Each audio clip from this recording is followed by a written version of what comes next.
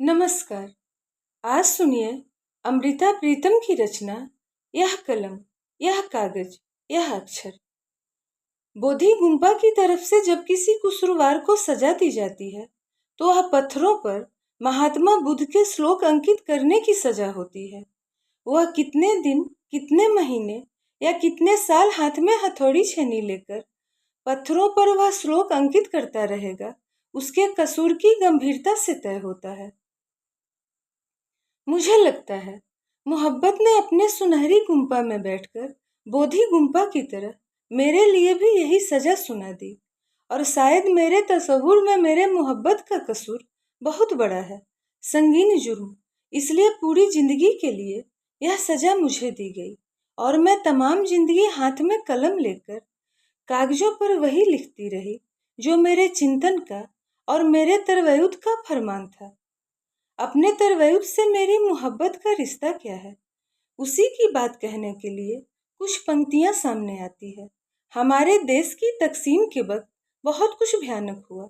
मेरे उपन्यास डॉक्टर देव के किरदार को जब जख्मी लोगों की मरहम पट्टी के लिए बुलाया जाता है तो वह तड़प कर कहता है, मनु, कौन सा मुंह लेकर उन जख्मियों के पास जाऊं? वे कहेंगे, आज इंसान हमें पट्टी बांधने के लिए आया है। इनकी मरहम पट्टी तब कहाँ थी जब रास्ता चलते इसने पीछे से हमारी पीठ पर छुरा घोंप दिया था। कातिल का चेहरा भी तो मेरे जैसा रहा होगा। इसी तरह पिंजर नोवेल की बूढ़ो दो मजहबों की टक्कर में टूट जाती है, लेकिन जानती है कि नफरत के दाग को नफरत के पानी से नहीं धोया जा सकता। और जब दोनों देशों की अगवाशुदा लड़कियां अपने अपने देश को लौटाई जाती है तो बूढ़ो कहती है, चाहे कोई लड़की हिंदू हो या मुसलमान, जो भी अपने ठिकाने पर पहुंच रही है उसी के साथ मेरी आत्मा भी ठिकाने पर पहुंच रही है। नज्म, कहानी या नॉवेल मेरी नज़र में एक माध्यम है बात को कहने का। औरत की पाकीज़गी का ताल्लुक समाज ने कभी भी औरत के मन की अवस्था से नहीं पहचाना है, हमेशा उसके तन से जोड़ दिया। इसी को लेकर मेरे एरियल नॉवेल की किरदार एनी के अल्फाज हैं, मोहब्बत और वफा ऐसी चीजें नहीं हैं जो किसी बेगाना बदन के छूते ही खत्म हो जाए। हो सकता है पराये बदन से गुजरकर वह और मजबूत हो जाए, जिस तरह इंसान मुश्किलों से गुजरकर और मजबूत हो जाता है। औरत और मर्द का रिश्ता और क्या हो सकता है। मैं इसी बात को कहना चाहती थी कि एक कहानी लिखी, मलिका। मलिका जब बीमार है, सरकारी अस्पताल में जाती है तो कागजी कार्रवाई पूरी करने के लिए डॉक्टर पूछता है, तुम्हारी उम्र क्या है? मलिका कहती है, वही जब इंसान हर चीज के बारे में सोचना शुरू करता है और फिर सोचता ही चला जाता है। डॉक्टर पूछता है, तुम्हारे मालिक का नाम? मलिका कहती है, मैं घड़ी या साइकिल नहीं, जो मेरा मालिक हो, मैं औरत हूँ। डॉक्टर घबराकर कहता है, मेरा मतलब है तुम्हारे पति का नाम? मलिका जवाब देती है, मैं बेरोजगार हूँ। डॉक्टर हैरान सा कहता है, भाई मैं नौकरी के बारे में नहीं पूछ रहा। तो मलिका जवाब देती है, वही तो कह रही हूँ, मेरा मतलब है कि किसी की बीवी नहीं लगी हुई है। और कहती है, हर इंसान किसी न किसी काम पर लगा हुआ होता है, जैसे आप डॉक्टर लगे हुए हैं या पास खड़ी हुई बीबी नर्स लगी हुई है, आपके दरवाजे के बाहर खड़ा हुआ आदमी चपरासी लगा हुआ है। इसी तरह लोग जब ब्याह करते हैं तो मर्द साबिंद लग जाते हैं और औरतें बीबियां लग जाती है। समाज की व्यवस्था में जिस तरह इंसान का वजूद खोता जाता है, मैं यही कहना चाहती थी, जिसके लिए मलिका का किरदार पेश किया।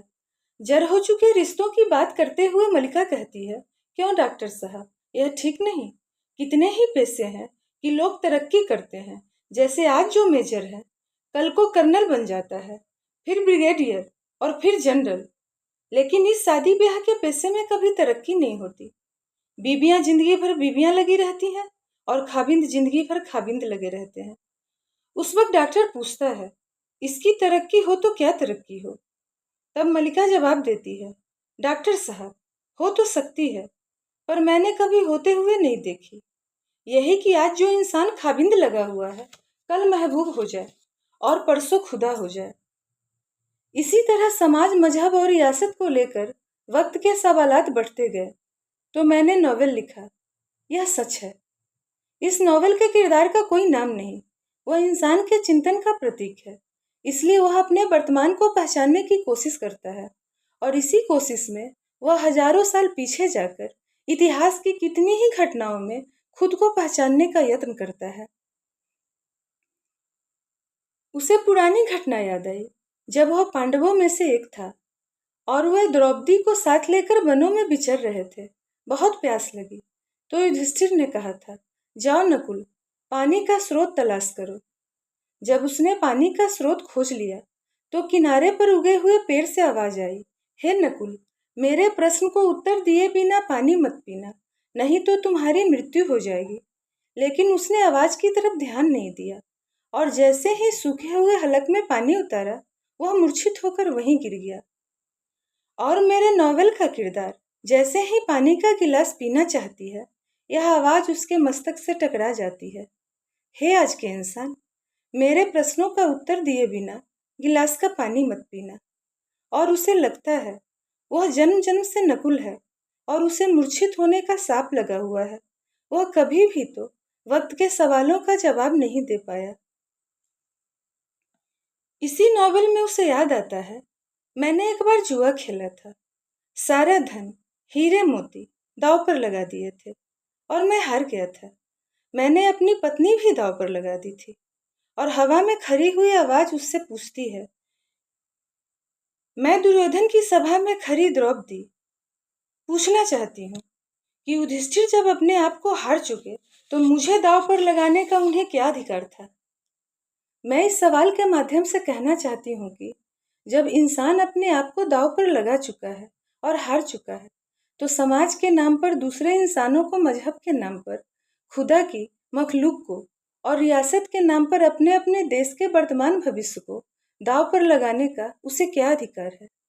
इंसान जो है और इंसान जो हो सकता है, यही फसाना जहनी तौर पर मैंने जितना भी तय किया, उसी की बात जिंदगी भर कहती रही। बहुत निजी एहसास को कितनी ही नज़मों के माध्यम से कहना चाहा। हथेलियों पर इसकी मेहंदी का कुछ दावा नहीं हिज्र, एक रंग है खुशबू तेरे जिक्र की, एक दर्द, एक जख्म, एक कसक दिल के पास थी। रात को सितारों की रकम उसे जरब दे गई, और वक्त वक्त पर जितने भी सवालात पैदा होते रहे, उसी दर्द का जायजा लेते हुए कितनी ही नज़में कही। गंगा जल से लेकर वोडका तक यह सफरनामा है मेरी प्यास का, सादा पवित्र जन्म के सादा अपवित्र सादा इलाज, किसी महबूब के चेहरे को एक छलकते हुए गिलास में देखने का यत्न, और अपने बदन पर बिल्कुल बेगाना जख्म को भूलने की जरूरत। यह कितने तिकोने पत्थर हैं जो किसी पानी की घूंट से मैंने गले में उतारे हैं, कितने भविष्य हैं जो वर्तमान से बचाए हैं, और शायद वर्तमान भी वर्तमान से बचाया है। इलाम के धुएं से लेकर सिगरेट की राख तक हर मजहब बर्राए हैं, हर फलसफा लंगराए, हर नज्म तुतलाए, और कहना सच्चा है कि हर सल्तनत के सिक्के की होती है, बारूदी की होती है, और हर जन्म पत्री आदमी की जन्म की एक झूठी गवाही देती है। पैर में लोहा डले, कान में पत्थर ढले, सोचों का हिसाब रुके, सिक्के का हिसाब चले, और लगा आज मैंने अपने घर का नंबर मिटाया है, गली के माथे पर लगा गली का नाम हटाया है, हर सड़क की हर दिशा का नाम पोंछ दिया। अगर आपने मुझे कभी तलाश करना है, तो हर देश के, हर शहर की, हर गली का द्वार खटखटा। यह एक साप है, एक वर है, और जहां भी स्वतंत्र रूह की झलक पड़े, समझना वह मेरा घर है। बोधि गुम्पा का मैंने हमेशा शुक्रिया अदा किया, जिसने अपने कसूरवार के लिए पत्थरों पर महात्मा बुद्ध के श्लोक अंकित करने की सजा कायम की, और उसी खूबसूरत रिवायत में साये में खड़े होकर, मोहब्बत में भी अपने सुनहरी गुम्पा में बैठकर मेरे लिए वही सजा सुना दी। और मेरे चिंतन का जो भी फरमान था, मैं उसे तमाम जिंदगी कागजों पर लिखती रही। सोचती हूँ खुद के तरवैल से, अपने देश से, अपने देश के लोगों से, और तमाम दुनिया के लोगों से, यानी खुदा की तख्लीक से मेरी मोहब्बत का गुनाह सचमुच बहुत बड़ा है, बहुत संगीन। खत्म हुई रचना।